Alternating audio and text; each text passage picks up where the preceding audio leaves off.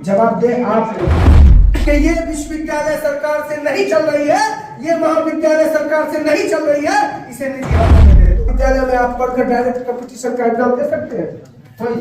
कोई है जो दे सकते हैं? क्लास ही नहीं होता। हमारी लड़ाई, हमारी पढ़ाई, हमारी एकता जिंदाबाद।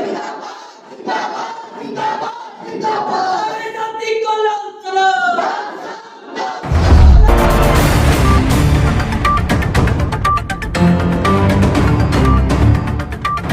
उसमें पढ़ेंगे तो वो डायरेक्ट कंपटीशन का एग्जाम दे सकते हैं। और आप अपने दिल पर हाथ रख के कहिए, क्या इस महाविद्यालय में आप पढ़कर डायरेक्ट कंपटीशन का एग्जाम दे सकते हैं? कोई है जो दे सकते हैं? क्लास ही नहीं होता है। क्लास अगर नहीं होता है तो उसमें जवाबदेह सिर्फ प्राचार्य महोदय का नहीं, जवाबदेह आप लोग हैं। आपको पता होगा कि आपके कैंपस में जो टीचर बनकर आते हैं वो या तो नेट क्वालिफाइड होते हैं या तो पीएचडी करके आते हैं। जिस सब्जेक्ट को आप पढ़ते हैं उस सब्जेक्ट से वो डॉक्टरेट करते हैं, उस सब्जेक्ट में वो नेट क्वालिफाई करते हैं, उसके बाद आपके कॉलेज में पढ़ाने के लिए आते हैं। लेकिन आप लोग यहाँ क्लास नहीं करके प्राइवेट की ओर बढ़ते हैं। यही तो सरकार चाह रही है। सरकार चाह रही है कि जितने भी विश्वविद्यालय हैं, जितने भी महाविद्यालय हैं, तमाम विश्वविद्यालय महाविद्यालयों में पढ़ाई ठप हो जाए ताकि सरकार को ये कहने में आसान हो कि ये विश्वविद्यालय सरकार से नहीं चल रही है, ये महाविद्यालय सरकार से नहीं चल रही है, इसे निजी हाथों में दे दो। और निजी हाथों में भेज देगा। और निजी हाथों में जब भेज देगा तो आप लोगों को पता है कि अभी प्राइवेट स्कूल और सरकारी स्कूल में क्या अंतर है। सरकारी स्कूल में जो आपके बच्चे पढ़ते हैं उसकी पढ़ाई की व्यवस्था तो छोड़िए, उसका फीस और प्राइवेट स्कूल के फीस में क्या अंतर है?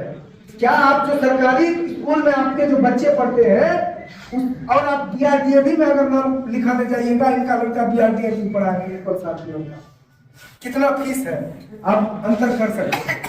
क्या आपके कॉलेज में आपका फीस अगर बढ़ा दिया जाएगा, अभी मान लिया जाए अगर 100 से 200 कर दिया जाएगा तो आप लोग यहाँ मार करने लगिएगा, कहिएगा ना इस फीस कम करो, फीस कम करो। और प्रिंसिपल साहब को करना पड़ेगा, ललित नारायण मिथिला विश्वविद्यालय के डीसी को करना पड़ेगा। लेकिन प्राइवेट स्कूल में और जब ये प्राइवेट हाथों में चला जाएगा और प्राइवेट हाथों जिनके हाथों में ये जाएगा उसका फीस का निर्धारण जब वो लोग करेंगे तब आप लोग ये नहीं कर सकते कि फीस कम करो। अगर आप लोग कर सकते थे तो जाकर बीआरडीए में कहिए कम करने के लिए, जाकर कहिए। और जितने भी प्राइवेट स्कूल हैं जहाँ घर करने से मनमानी तरीके से पैसे वसूले जाते हैं, क्या आप वहाँ कम कर सकते हैं? यही डिफरेंस रह जाएगा जब आपका विश्वविद्यालय महाविद्यालय निजी हाथों में चला जाएगा तो इसके फीस का निर्धारण उसका डायरेक्टर करेगा। और आपके पास पैसे होंगे तो आप पढ़ेंगे, नहीं होंगे तो आप पढ़ाई नहीं कर सकते हैं। यही होने वाला है। इसलिए हमने कहा कि नई शिक्षा नीति 2020 इस देश की शिक्षा व्यवस्था को ध्वस्त करने की नीति है ही, इस देश के गरीबों को शिक्षा से वंचित करने की नीति है। ये होने वाली है हमारे देश। आज के सम्मेलन का मुख्य उद्देश्य यह था कि पिछले कई सालों से मिथिला विश्वविद्यालय के द्वारा रिजल्ट में भारी मात्रा में धांधली किया जा रहा है। वहाँ बैठे परीक्षा नियंत्रक महोदय को ये पता नहीं है कि विद्यार्थी किस विषय में कितना नंबर लाया है। जो बच्चा पास है उसे फेल कर दिया जाता है, जो फेल है उसे पास कर दिया जाता है। इस बार 19 से 22 सेशन का जो मार्कशीट आया है, एक बच्चे का 3 मार्कशीट आ गया है। कई छात्र छात्राओं का जो एग्जाम दिए हैं उसे एब्सेंट कर दिया गया है। कई छात्र छात्राओं का रिजल्ट पेंडिंग कर दिया गया है। इसके लिए लड़ाई लड़ने के लिए एआईएसएफ ने आज कदम बढ़ाया है कि आने वाले दिनों में अगर सुधार नहीं हुआ तो विश्वविद्यालय का घेरने का काम करेंगे।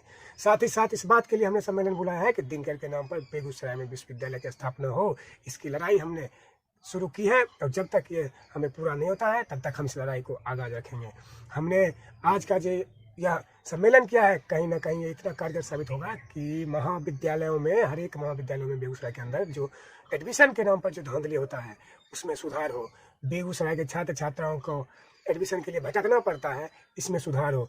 विश्वविद्यालय को भी और कॉलेज प्राचार्य को भी हमने ये चिट्ठी लिखा है कि 20% हर एक सब्जेक्ट का सीट बढ़ाया जाए ताकि सभी छात्र छात्राओं का एडमिशन महाविद्यालयों में हो सके, इस बात की गारंटी हो। साथ ही साथ गारंटी इस बात की करते हैं कि केंद्र में बैठी, सत्ता में बैठी जो सरकार है, कि हम कहना चाहते हैं कि केजी से पीजी तक छात्रों की मुफ्त शिक्षा की गारंटी हो। अगर नहीं हुई तो हमारे संगठन एआईएसएफ हमेशा लड़ने के लिए तैयार है और आगे भी लड़ेगा, इस बात की गारंटी करें।